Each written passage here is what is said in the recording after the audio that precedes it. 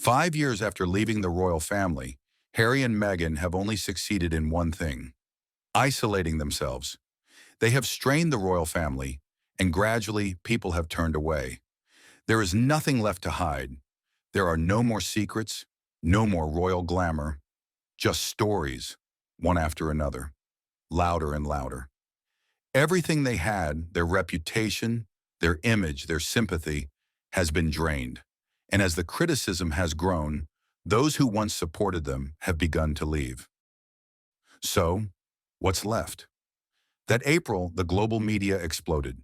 A nuclear explosion of information turned their lives, Harry and Meghan, into a living hell.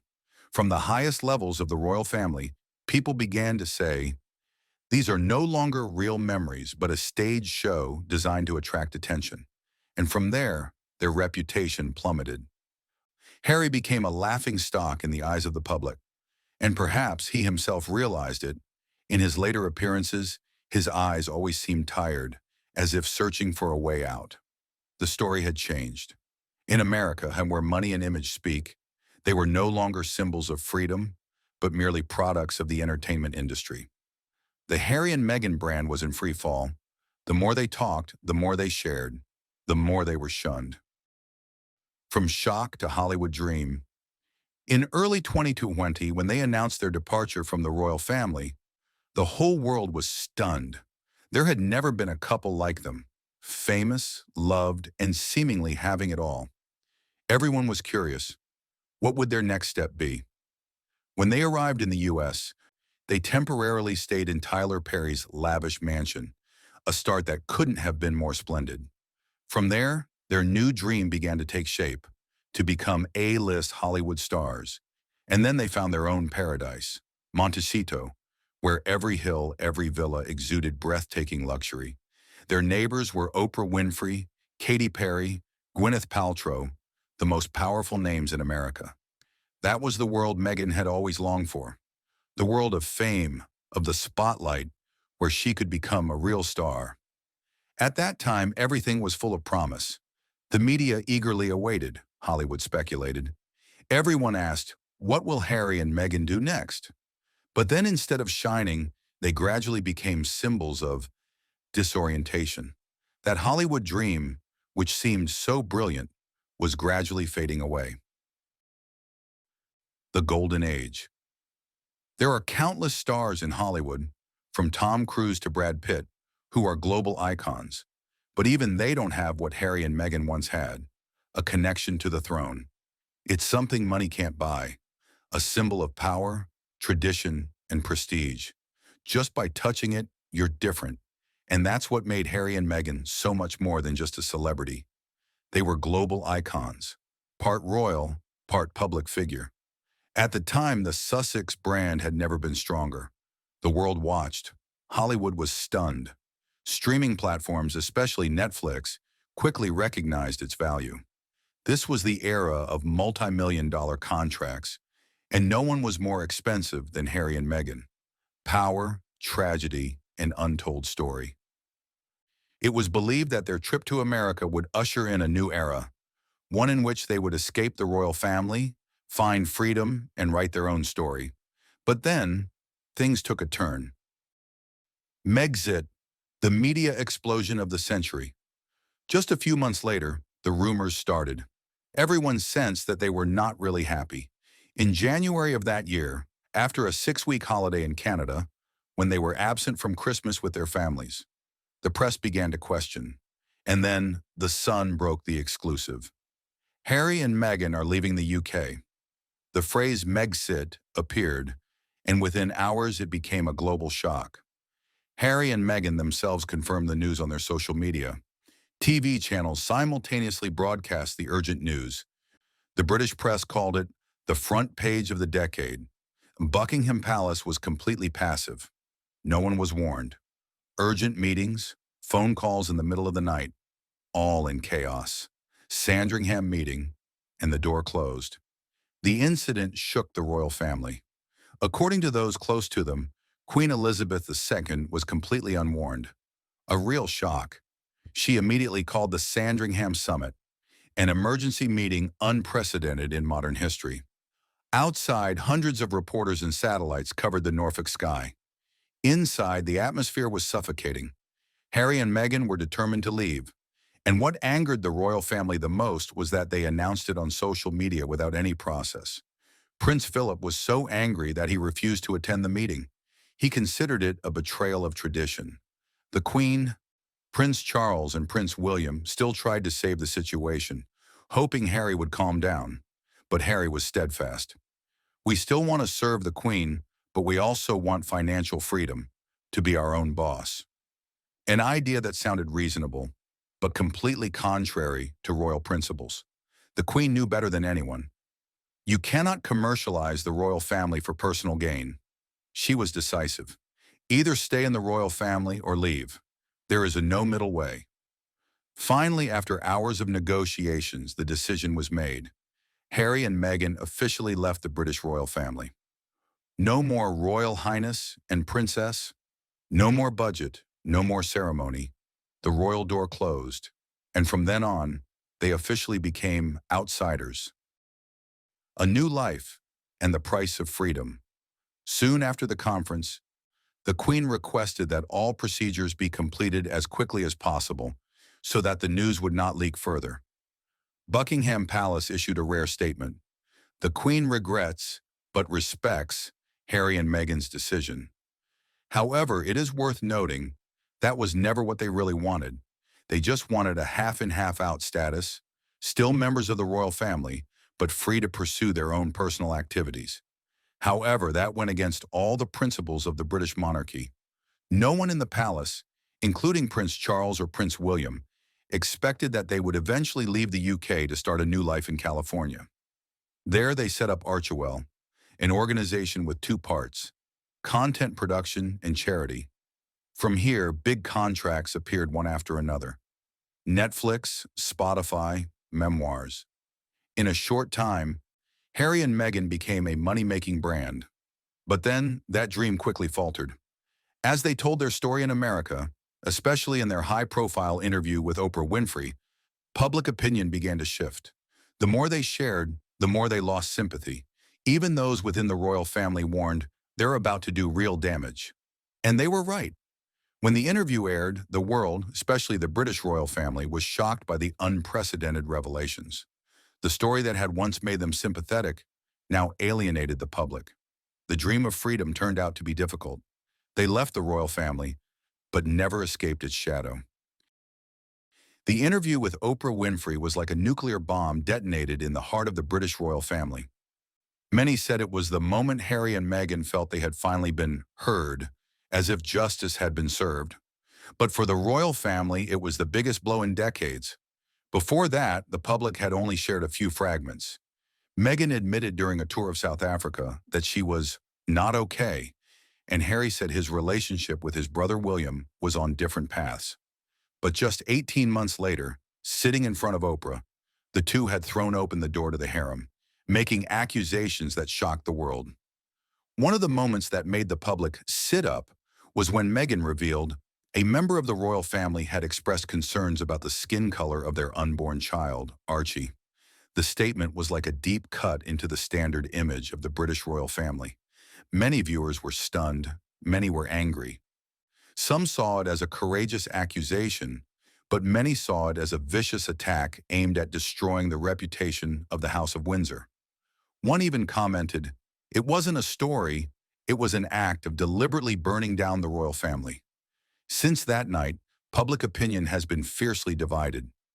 One side supported Harry and Meghan for daring to speak the truth about the mental trauma they suffered.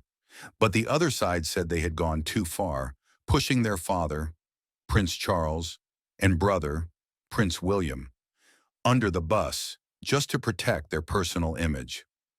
The story of racism quickly spread beyond the royal family, dragging the whole of Britain into a wave of controversy. Many people felt hurt by the reputation of a racist country, while others thought the royal family itself was too closed and old-fashioned. When asked directly at an event shortly after the interview aired, Prince William, who usually avoids sensitive questions, paused, looked straight into the camera, and said, "We are absolutely not a racist family. A short sentence, but clearly reflected the outrage and hurt that the interview caused the royal family. Since then, there has been almost no way back between the two brothers, William and Harry.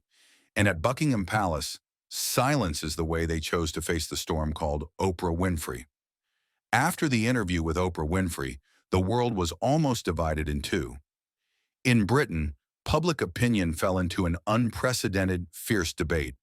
It was not simply support or oppose Harry and Meghan, but a deep division within the British nation itself.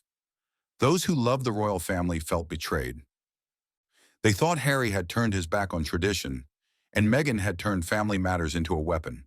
But there are also many people, especially young people, who express deep sympathy for Meghan, a woman who has endured terrible pressure from the press and public opinion. In the US, the situation is completely different. That was the time when Harry and Meghan received the most support. They were seen as people who dared to stand up against prejudice, daring to tell their true stories. The US media promoted them as symbols of freedom, people who broke free from the royal mold to live their true selves. But while the sympathy was widespread, the damage to the British royal family was too great. The silence at Buckingham Palace at that time was so prolonged that the public was impatient. Finally, after many days, Queen Elizabeth II issued a brief, concise, but extremely profound statement. Memories may vary, a sentence with many layers of meaning, both expressing sympathy and skillfully denying the serious accusations. Many sources said that Princess Catherine helped draft the statement, a typical royal response. Calm, restrained, but full of weight. A few months later, Harry and Meghan returned to Britain for the Queen's Platinum Jubilee. They appeared at St. Paul's Cathedral to a crowd of cheers, but also boos. Not everyone welcomed them. For many Britons, they were no longer beloved members of the royal family, but people who had chosen their own path, a path that was full of scandal. Harry and Meghan must have known that. They knew that their Oprah interview had made them the focus of anger, but they didn't seem to stop. They continued to make media appearances, sign deals with Netflix, Spotify, and publish books, managing their image as Hollywood A-listers. That strategy, however, backfired. People still remembered the two people, angry, resentful, and bitter. Empathy gave way to weariness. When they released their Netflix documentary, the reaction was equally divided. For many Americans, the film was just a compelling piece of entertainment, a private look into the lives of two famous people. But for Brits, it was a deeper stab at the royal wound, a one-sided story where Harry and Meghan spoke, and their family had no say in the matter. Worse, the series release coincided with Britain's mourning for Queen Elizabeth II. As the country mourned and reverenced, Netflix's release of the film, which was heavily critical of the royal family, sparked outrage. The climax came when Meghan reenacted her first bow to the Queen in a manner that was seen as disrespectful. The scene became the focus of criticism, further alienating her image in the eyes of the British people. From there, Harry and Meghan's story was no longer a love story against prejudice, but a modern tragedy. The more they talked, the more unpopular they became. The moment Meghan mimicked bowing to the Queen in the Netflix series stunned the entire UK. In the frame, Harry sat next to her, looking as if he wanted the ground to open up and swallow him. The scene quickly became a symbol of the power reversal in their relationship. Meghan was the active, strong one, while Harry was awkward and somewhat passive. From there, the public began to wonder, what was he doing here? Not only the content, but also the timing of the Netflix series release angered the royal family. Several trailers were released on important days when William was in Boston to receive the Earthshot Environmental Award. While he was doing his duty for the global good, Netflix released images of Harry and Meghan talking about their hurt and suffering within the royal family. For Buckingham, it was a public blow, but this time they chose absolute silence. No more response, no more memories may vary statements. They closed all the doors, letting Harry and Meghan scream as much as they wanted across the Atlantic. At that time, the public was still curious. Harry and Meghan were still a global media phenomenon, but sympathy was gradually turning to fatigue. The repeated stories of hurt, being treated unfairly, being misunderstood, were starting to bore people. And then they made their biggest mistake. Spare, the book that made the prince lose his crown of fame. In January 2023, Harry released his memoir, Spare, meaning spare. The name says it all. The feeling of being abandoned, being considered spare in his own family. But if the Netflix series only shook their image, Spare really destroyed it completely. In nearly 400 pages, Harry recounted every personal detail, from losing his virginity, applying his mother's lotion, to being jealous that William had a bigger bedroom at Balmoral. Those trivial, even bizarre details made readers not know whether to sympathize or laugh. Those who sympathized with Harry began to change. Instead of a damaged son, he became a grown man who still resented the past. One British commentator said, "If The Crown is a royal drama, then Spare is Harry's own self-written tragedy." And it was. When Spare was released, the global reaction was fiercely divided. The American press exploited it as a cultural phenomenon. But in Britain, many newspapers simply called it a whining diary. Worse, Harry's own words betrayed him. He thought that opening up would make the public understand him better, that his father and brother would respond. But no, Buckingham Palace was completely silent. No statement, no comment, no reaction. The silence was like a mirror. It was just Harry, lost, alone, and his own echo. In early 2023, when Queen Elizabeth had just died, Britain was still in mourning. But while the rest of the royal family moved on, Harry and Meghan were immersed in a media chaos of their own making, from Netflix to Oprah to Spare. They were once seen as symbols of freedom, of love overcoming all barriers, but now they have become proof of the price of turning private life into entertainment content. After the publication of the memoir Spare, Prince Harry's reputation seemed to hit rock bottom.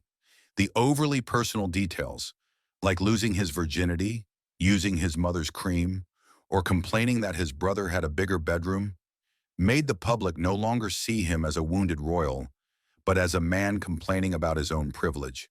From a symbol of empathy, Harry became a media joke. What made the situation worse was that it was his words, not the press, not his enemies, that caused his image to collapse. He hoped the book would be a sincere explanation, provoking a reaction from his father, from William, or at least from Buckingham Palace. But no, the royal family was absolutely silent.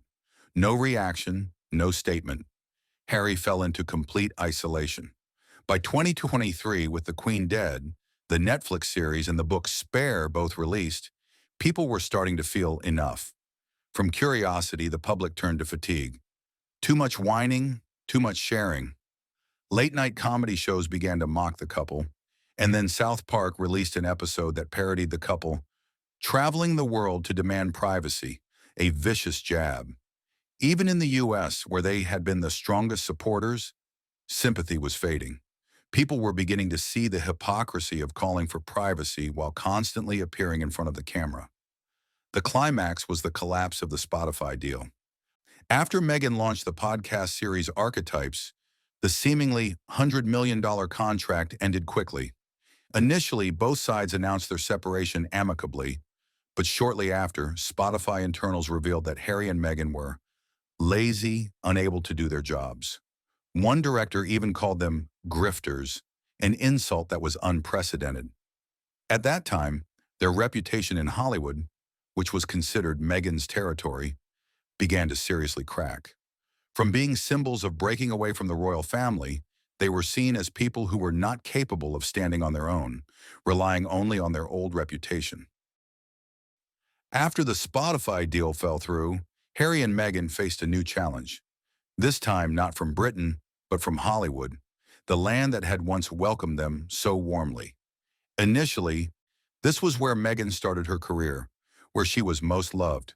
But then, every major newspaper in the US began repeating the same accusations that the British press had been saying for years, that employees were miserable working for them, that Meghan was domineering and temperamental, and that Harry was just a sidekick. What shocked the public was, both sides of the ocean, Britain and America, who were not on the same side, but said the same thing. From those who worked with them at the palace to partners in Los Angeles, everyone told the same story. They were difficult bosses to work for. At one point, 15-20 senior staff left their organization in just a few weeks. Some even revealed that they had to go to therapy after leaving. These allegations once again cast a shadow over the image of the couple, once considered a symbol of kindness. After leaving the British royal family, Harry and Meghan tried to build an independent image in the US, but ironically, they faced the same accusations as when they were in the palace.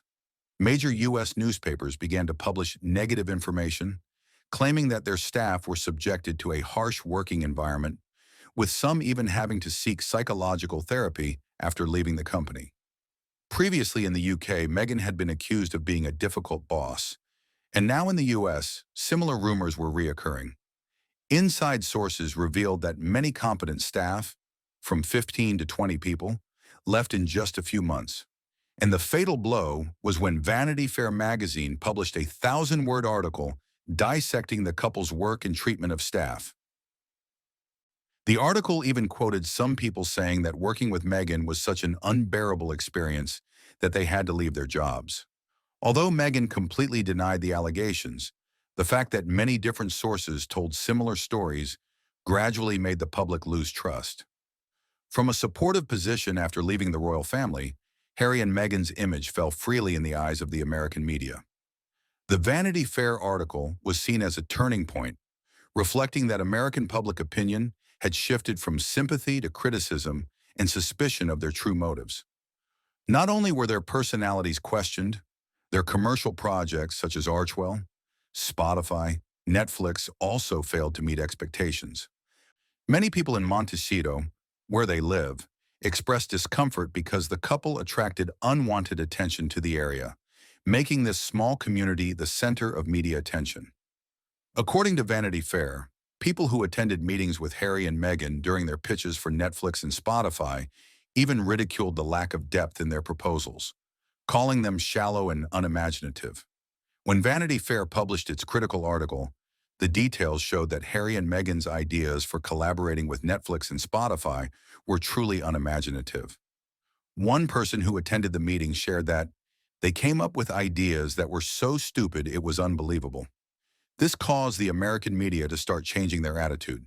While the British press had criticized them harshly from the beginning, it took the American media nearly 2 years to gradually realize the royal couple had nothing new to contribute.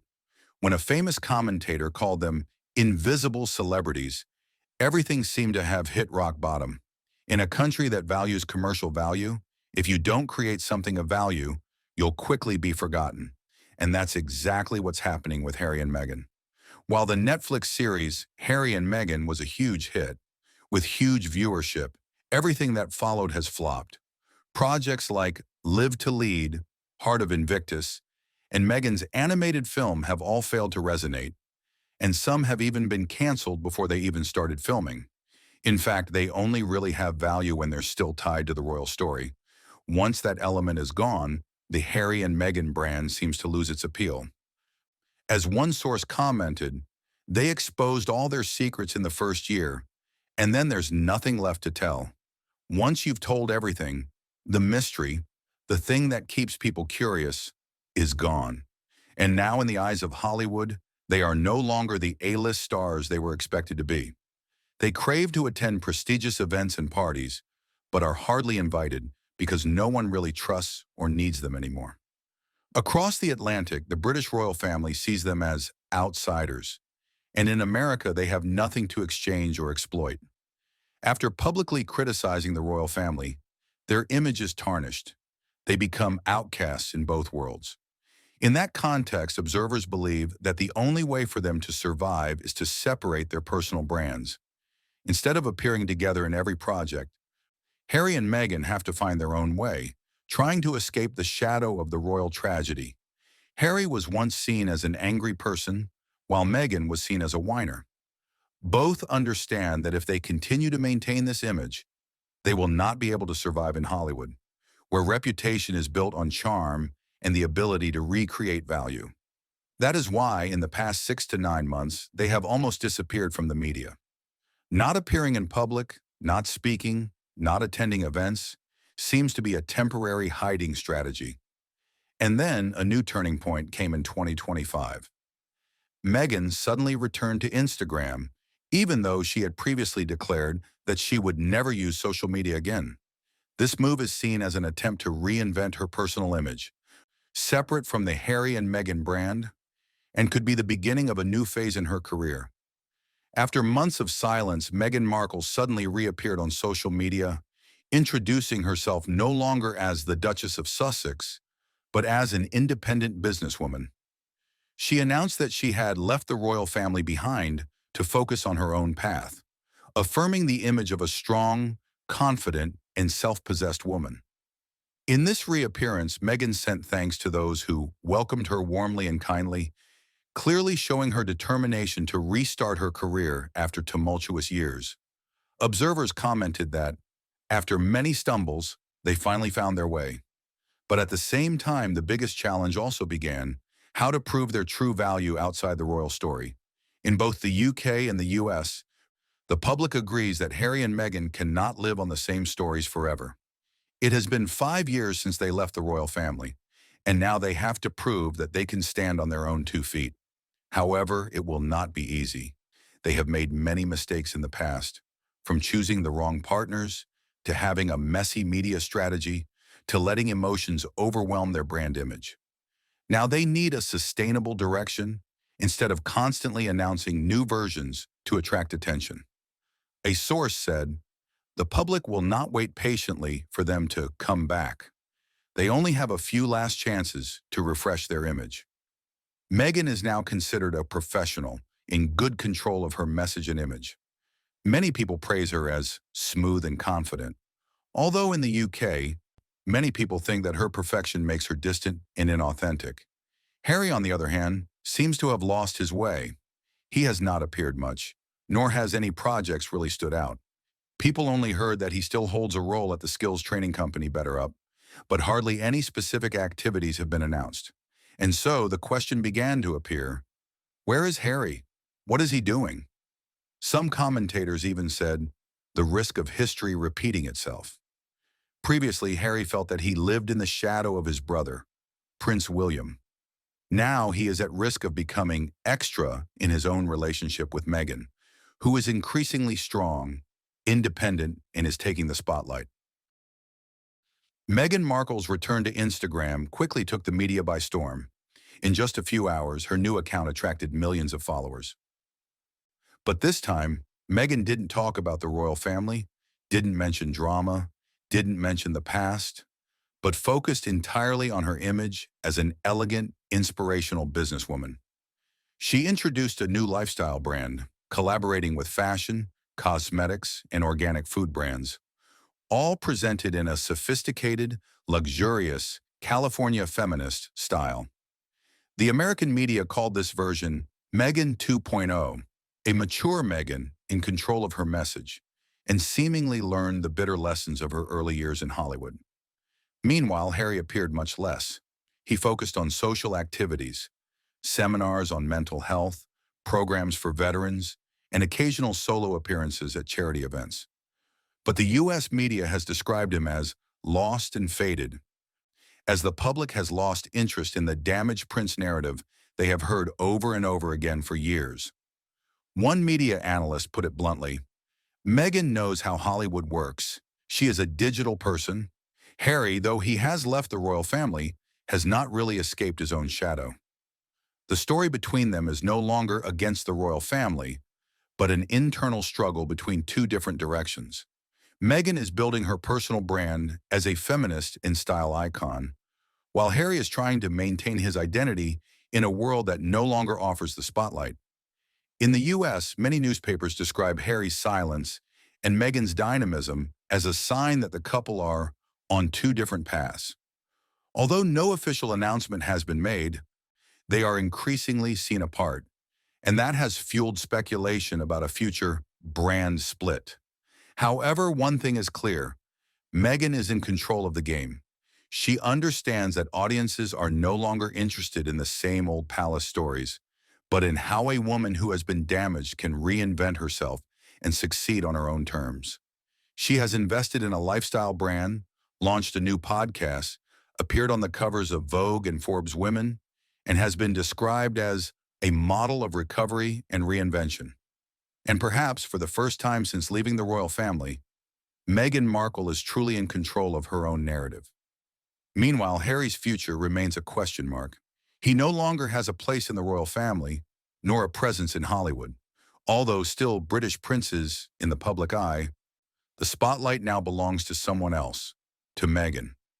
5 years after leaving the British royal family, Harry and Meghan's story has gone through all the ups and downs, from hope to heartbreak to loss and rebirth. They stepped out of the palace gates with the promise of a free life, hoping to be their own masters. But then, the outside world was not as peaceful as they thought. The glittering lights of Hollywood quickly faded, replaced by doubts, criticism, and pressure.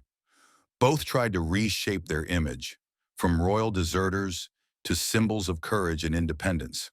But when the halo faded, they had to face a harsh truth. Freedom does not mean acceptance.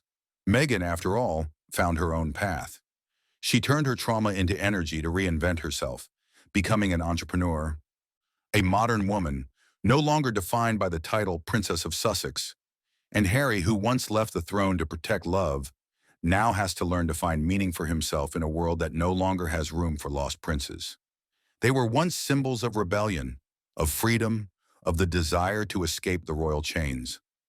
But time has proven that freedom only has true meaning when you know how to rebuild yourself from the ashes of the past.